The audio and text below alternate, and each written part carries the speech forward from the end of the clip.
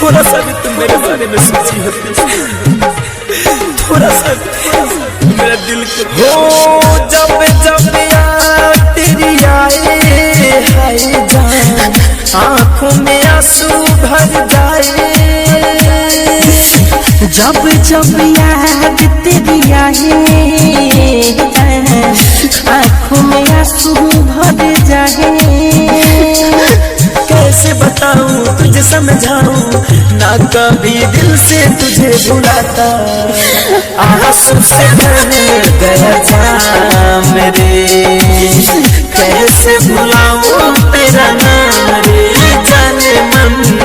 आंसू से भर गया जाम रे, कैसे भुलाऊं तेरा नाम रे।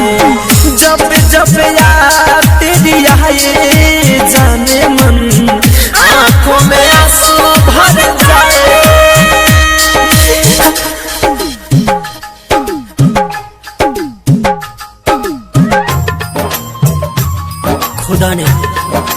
खुदा ने हमसे एक खता करा दिया, खुदा ने हमसे एक खता करा दिया। मुझे सलीम को तुझे अनारकली बना दिया। कहा कि जाओ ए मेरे अजीजो, जन्नत में प्यार का गुलशन खिलाना। कम वक्त तेरे इश्क ने मुझे शमशान पहुंचा दिया।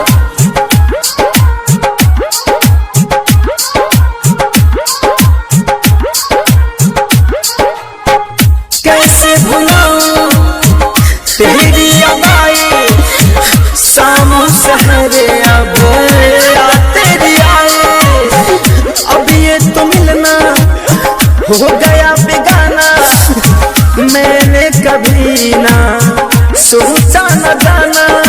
याद कर तेरी भूल न पाए, जीना हुआ मुश्किल, मिलना आराम सुबह शाम रे। कैसे भुलाऊं तेरा नाम रे जान, आंसू से भर गया जाम रे। कैसे भुलाऊं तेरा नाम रे।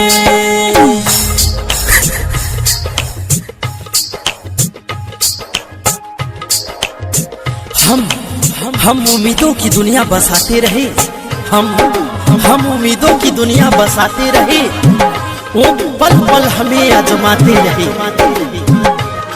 जब मोहब्बत में मरने का वक्त आया, जब मोहब्बत में मरने का वक्त आया, हम मर ही गए। वो मुस्कुराती रही, वो मुस्कुराती रही। हो तोड़ दी दिल को मेरे सनम ने, बहुत रुलाया अब तेरे गम ने। प्यार की ये मेरी ये है कहानी, हंसते ही आँखों में भर दिया पानी। लाइटर के समित धमकाए से हमको छोड़ दिया कमरे, आंसू से भर गया जाम रे। कैसे भुलाऊं तेरा नाम रे जान, आंसू से भर गया जाम रे। कैसे भुलाऊं तेरा नाम रे। जब जब याद तेरी आए जाने जा, आँखों में आंसू भर जाए। कैसे बताऊं तुझे समझाऊं, ना कभी दिल से तुझे भुलाता। आंसू से भर गया जाम रे,